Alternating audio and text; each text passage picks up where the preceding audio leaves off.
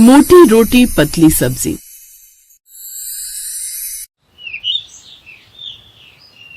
सोनाक्षी जल्दी जल्दी छोटी और पतली रोटियां बनाकर बाहर लाती है। देवर जी, ननद जी, आप और रोटियां लेंगी? नहीं बहू, ये क्या बात हुई? आते ही तू मेरे बच्चों के पेट गिरने लगी। अरे खाने दे उनको जितनी खाते हैं। नहीं नहीं माँ जी, वो बात नहीं है। खैर जो भी हो, लेकिन वैसे गलती तेरी है। देख तो कैसे रुमाल से भी हल्की रोटियां बनाई हैं। हाँ भाभी, आपको पता है हवा चलने से मेरी एक रोटी तो उड़ भी गई। और मैं तो पहले समझा था कि प्लेट में रोटी ही नहीं है। जब गौर से देखा तब ये छोटी पतली सी रोटी कटोरी की ओट में छुपी हुई दिखी। ये जरा सी फुल्की तो मेरे एक निवाले में खत्म हो गई। ऐसी सी रोटियां तो मैं 30-40 खा जाऊंगा। उन सबकी बातें सुनकर सुभद्रा देवी अपनी नई नवेली बहू को बड़े ही प्यार से समझाती हैं। देख बहू, ये बड़ा परिवार है। इसमें तेरे सास, ससुर, जेठ, जेठानी, ननद, देवर सब हैं। अगर तू यहाँ इतनी छोटी छोटी और पतली पतली रोटियां बनाती रहेगी ना, तो तेरी सुबह से रात रोटियां बेलते बेलते ही हो जाएगी। रोटियां बड़ी बड़ी और मोटी बनाया कर, तभी सबके पेट भरेंगे। इन फुल्कियों से तो किसी का पेट नहीं भरेगा। हमारे यहाँ तो सब बड़ी बड़ी और मोटी मोटी रोटी ही खाते हैं। कल से अपनी जेठानी से सीखो बड़ी और मोटी रोटियां बनाना। जी ठीक है माँ जी, मैं आगे से ध्यान रखूंगी। अपनी सास की बात सुनकर सोनाक्षी मन ही मन सोचती है, कमाल है, मेरे मायके में तो मैं ऐसी ही रोटियां बनाती थी जो सबको बड़ी पसंद आती थी और 2-3 रोटियों से उनका पेट भी भर जाता था। ये क्या पापा, आपने तो 3 ही रोटी खाई, आपको रोटी अच्छी नहीं लगी क्या? नहीं मेरी बच्ची, खाना बहुत अच्छा बना है। देखना अपने ससुराल जाएगी तो सब इसके हाथ की बनी रोटियां खाकर खुश हो जाएंगे। सबको पतली रोटी ही अच्छी लगती है, मोटी रोटी कोई पसंद नहीं करता। हाँ, अपनी सोनाक्षी है तो बड़ी होशियार। देखना अपने ससुराल जाएगी तो सब इसके हाथ की बनी रोटियां खाकर खुश हो जाएंगे। सबको पतली रोटी ही अच्छी लगती है, मोटी रोटी कोई पसंद नहीं करता। माँ तो कहती थी रोटी हमेशा पतली और छोटी ही अच्छी लगती है, मोटी रोटी कोई पसंद नहीं करता, लेकिन यहाँ तो सब उल्टा ही है। दरअसल सोनाक्षी के मायके वालों की डाइट कम थी, इसलिए उनका गुजारा पतली और छोटी रोटियों से भी हो जाता था। लेकिन उसके ससुराल वालों की डाइट काफी हैवी थी। साथ ही उसके ससुराल में सदस्य भी काफी ज्यादा थे, इसलिए उसकी बनाई हुई रोटियां उन सबको पूड़ियों की तरह लगती थी। फिर अगले दिन, सोनाक्षी इतनी छोटी लोई नहीं लेनी, रुक मैं बताती हूँ। देख, इतनी बड़ी आटे की लोई ली, अब इसको बेल लेंगे। लेकिन जेठानी जी, इतनी बड़ी रोटी तो चकले पर भी नहीं बेलेगी। बिल्कुल सही बात है, इसलिए इसे हम प्लेटफॉर्म पर बेलेंगे।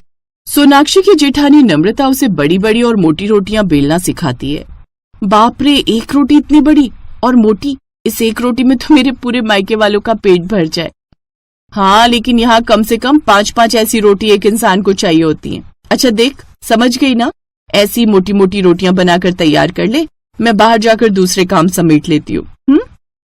ये कहकर जेठानी रसोई से चली जाती है और अब सोनाक्षी सोचने लगती है, कमाल है यार, इतनी मोटी रोटियां भी एक बंदा 4-5 डकार जाएगा। इससे तो अच्छा होगा कि मैं और भी मोटी रोटी बनाऊं, ताकि सबका 2-2 में ही काम चल जाए और मुझे ज्यादा मेहनत भी ना करनी पड़े। यही सोचकर सोनाक्षी अपनी साड़ी का पल्लू अपनी कमर पर बांधती है और लग जाती है रोटियां बेलने। वो इतनी मोटी मोटी रोटियां बेलने लगी कि बेचारा बेलन भी थक गया था। कुछ देर बाद वो सबको खाना परोसती है। अरे बहू, ये रोटियां हैं, ये हेलमेट कवर जैसी हैं, ये तो चबाई ही नहीं जा रही। लगता है मुंह में जो दांत बचे हैं तो वो भी आज टूटेंगे। बहू, इतनी मोटी रोटी के साथ तो इस सब्जी का पता ही नहीं चल रहा। ऐसा कर, कल से तू सब्जी पतली कर लिया कर, ताकि मोटी रोटी ज्यादा तरी वाली सब्जी के साथ चबाई जा सके। ठीक है माँ जी।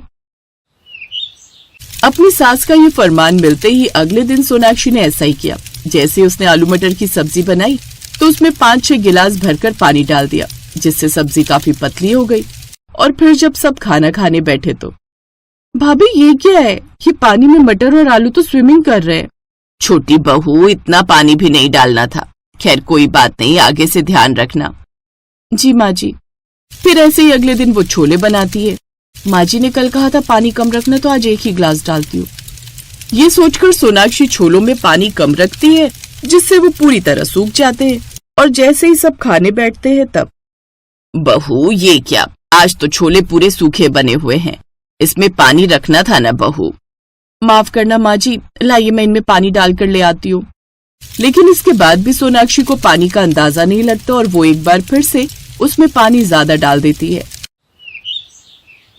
फिर ऐसे ही संडे वाला दिन भी आ जाता है। और सब अपनी अलग अलग फरमाइशें लेकर आ जाते हैं। भाभी मेरे लिए भिंडी बना देना। ननद के जाते ही जेठानी रसोई में आ जाती है। सोनाक्षी मेरे लिए ना सांभर बना देना, लेकिन हाँ थोड़ा पानी उसमें ज्यादा रखना, सांभर पीने में भी बढ़िया लगता है ना इसलिए। तभी कमरे से उसका पति पीयूष उसे आवाज देता है। सोनाक्षी, मेरे लिए एक कप बढ़िया वाली चाय बना देना। पहले देवर जी के लिए चाय ही बना दो। अच्छा सुन, उसके बाद भल्ले भी बना लेना और उसमें दही को ना ज्यादा मोटा फेंटना ना पतला। ये कहकर जेठानी वहां से चली जाती है, लेकिन सोनाक्षी इन सब में काफी कंफ्यूज हो जाती है।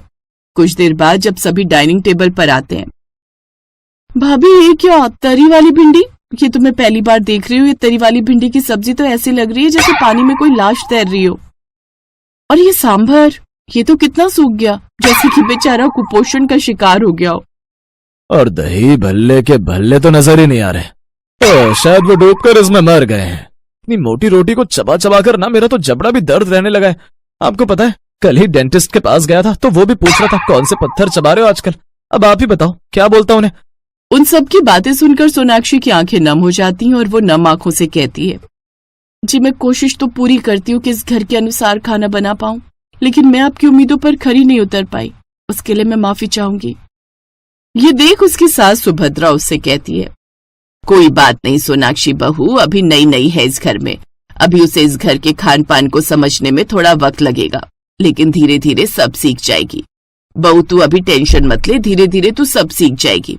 वैसे भी ये घर गृहस्थी तो उम्र भर संभालनी है। अभी तेरी नई नई शादी हुई है तो तू अपने पति के साथ घूम फिर पिक्चर देखने जा। मेरी मानो तो तुम दोनों अपने हनीमून के लिए मनाली हो आओ, दोनों साथ में क्वालिटी टाइम स्पेंड करो और फिर आकर धीरे धीरे ये सब सीखो। माँ जी बिल्कुल ठीक कह रही है देवरानी जी। और भाभी आप तैयार है ना? मैं सुबह ही आपको शॉपिंग के लिए सरोजनी नगर मार्केट ले चलूंगी। ये सब सुनकर सोनाक्षी को बड़ा अच्छा लगता है कि उसके ससुराल वाले कितने अच्छे हैं और सब उससे कितना प्यार करते हैं। फिर 2 दिन बाद वो पीयूष के साथ खुशी खुशी मनाली चली जाती है। हर बहू को समय दो, सिखाओ, क्योंकि हर रिश्ते की एक ही रेसिपी होती है, प्यार और धैर्य। नई बहू को ताने देने की बजाय थोड़ा समय दो, धीरे धीरे वो सब अपने आप ही सीख जाएगी।